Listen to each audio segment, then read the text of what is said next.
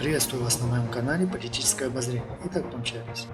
26 лет у власти и еще хочется.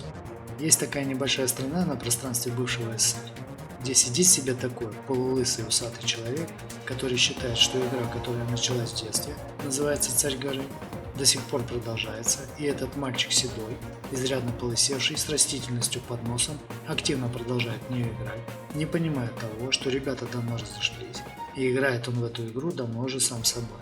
И все бы ничего, пусть бы и дальше наслаждался своим безумием, оставаясь в своем смоделированном измерении, да только от его постоянных неудач и систематических глупостей страдают реальные люди.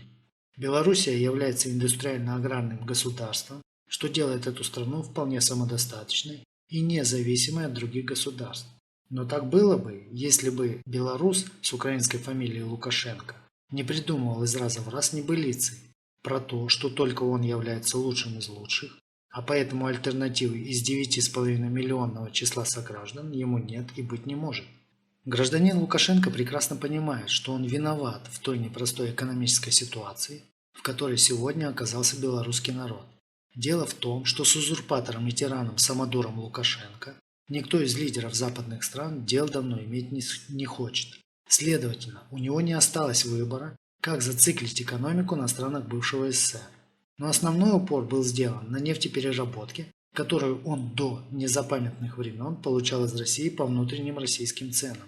Думая, что эта фишка с игрой в демократию Путина с Западом будет работать бесконечно, и дивиденды, которые с этого циркового представления будут идти в кассу скрытых тиранов, никогда не закончатся. Но времена изменились, мировая экономика быстро менялась, и старые методы перестали действовать. Лукашенко, который привык действовать нахраписто, сначала говорить, потом опять говорить и никогда не думать, сам того не замечая, как словом за словом выдал весь замысел, который был скрыт в этой глупой игре «Демократ-диктатор». А что касается последнего диктатора Европы, так я журналистам часто говорю, радуйтесь. Последний ведь, понимаете, уже не будет его, раз последний. Не Сталин ушел давно, там другие поуходили, а я вот последним ухожу. Вы со мной встречаетесь, это в вашу историю, в вашу жизнь войдет как отдельная страница. Что в итоге привело Белоруссию и Россию к экономическим проблемам, которые начинают ускоряться в геометрической прогрессии. Гражданину Лукашенко, прежде всего, не нужно было окапываться у власти до гробовой доски. Нет ни одного примера в истории, где подобные режимы приводили бы свои страны к процветанию, обзаводясь при этом множеством надежных и сильных партнеров. И Лукашенко, скорее всего, это понимал, но в силу малодушности и алчности не мог справиться с непреодолимой силой искушения, назначить себя пожизненным вождем с передачей власти по наследству, к чему он ведет, переназначая себя вождем из раза в раз. Пусть не врет, никакой он, как и улетевший за облака. Мы высоко над облаками. Намного выше облаков. Все. Облака. Мы выше облаков забрались. Красота. Да. Забрались за облака. Путин не президент. Это два сумасшедших, которые давно прошли свои точки невозврата. Итак, вернемся к тому, что напорол Лукашенко со своими переназначениями.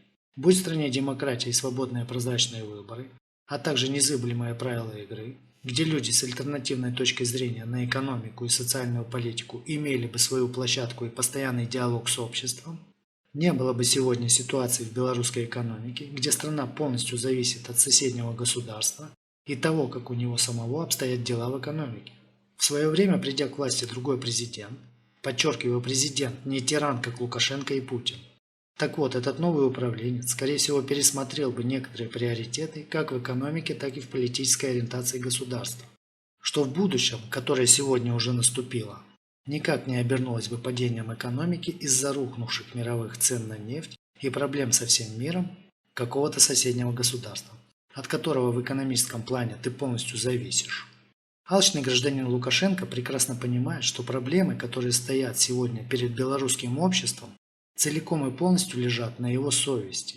Но признать свои грехи и раскаяться в содеянном он, конечно, не считает нужным, а вместо этого он берется за старое и насаждает страх и нетерпимость в обществе с целью пролонгации власти для себя и будущего царя Белоруссии своего сына. Очередная ошибка, которую он сделал в недавнем прошлом, это лживое притворство с непризнанием коронавируса. При этом сам был привит российской вакциной, которая к тому времени уже существовала. Целью этого было избавиться от определенной возрастной группы граждан, находящейся в особой зоне риска, чтобы снять лишнюю нагрузку на дырявый бюджет страны. Так вот, в чем же глупость? Дело в том, что потеряв большую часть населения, которая является потенциальными сторонниками его несменяемости, он лишил себя последней соломинки, за которую можно было держаться и хоть сколь-нибудь придавать легитимность на полностью сворованных выборах своему переназначению. Что называется, спилил сук, на котором сидел. Теперь по поводу ЧВК «Вагнер». После всех этих гневных заявлений, топаний ногами, потряхиванием растительностью под носом, что-то не видно дипломатических нот, высылки дипломатов, отзыва посла и многих других ходов, которые последовали бы за подобными недружественными жестами со стороны союзного государства. Весь этот цирк спланирован и внедрен двумя загнивающими режимами. По поводу недавнего задержания 33 боевиков в Беларуси. Слушайте, какие только там не выводы, какие не предложения дошли до того, что аж 2 президента договорились. Которые, избавившись от критики, обрекли себя на неотвратимую деградацию, поэтому все, что эта публика не предпринимает, вызывает смех со стороны развитых стран и опускание в стеснение глаз тех, кто еще недавно верил в пустословие и систематическую ложь того, что все делается для людей и только ради людей. Но при этом богатели все сплошь свои да наши, а уровень жизни тех, ради которых ночи не спят, неуклонно пятился вниз, только набирая обороты. Вот и в этой истории с ЧВК «Вагнер» неприкрыто просматривается все та же характерная глупость двух улетевших за облака узурпаторов Путина и Лукашенко, которые таким образом пытаются поднять цену и вес теряющему у народа доверие белорусскому узурпатику, цель которой – убедить, что вождь находится в полном здравии и четко следит за ситуацией в стране. Поэтому граждане должны сделать правильные выводы, чтобы были какие надо выборы. Все это шапито необходимо не ради нужного количества проголосовавших и не ради того, чтобы склонить большее число граждан правильно проголосовать. Они нарисуют сколько нужно будет, а ради того, чтобы хоть сколь-нибудь выглядеть легитимно в глазах прогрессивного мира, который и так-то смотрит на них, как на тех, от которых постоянно исходит дурной запах. Что касается будущего Беларуси, у граждан этой страны не должно быть иллюзий по поводу того, что ситуация в экономике нормализуется и уровень жизни начнет расти. Этого не произойдет, так как экономика Лукашенко ориентирована на внутренний рынок бывшего СССР. А это, в свою очередь, несет в себе огромные риски, так как мировой рынок из-за пандемии сильно просел, а следовательно упал спрос, что ожесточит конкурентную борьбу за предложение. Страны, как Россия, Белоруссия, Казахстан и многие другие полуотсталые коррумпированные республики не способны будут достойно конкурировать с развитыми странами, которые производят все, начиная с таблетки от рака, заканчивая смартфонами и высокотехнологичными роботами. Все это в сумме приведет к схлопыванию производственных мощностей, безработице, инфляции, девальвации нацвалют, росту госдолгов и всего негатива из этого вытекающего. Спасибо за это надо сказать алчным и малодушным коррумпированным людишкам, которые хотели править всласть до гроба, и имя им Лукашенко и Путин.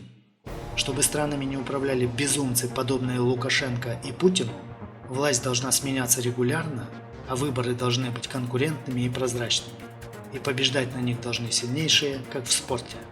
Спасибо за внимание и удачи, а также не забывайте писать комментарии и подписываться на канал. До встречи!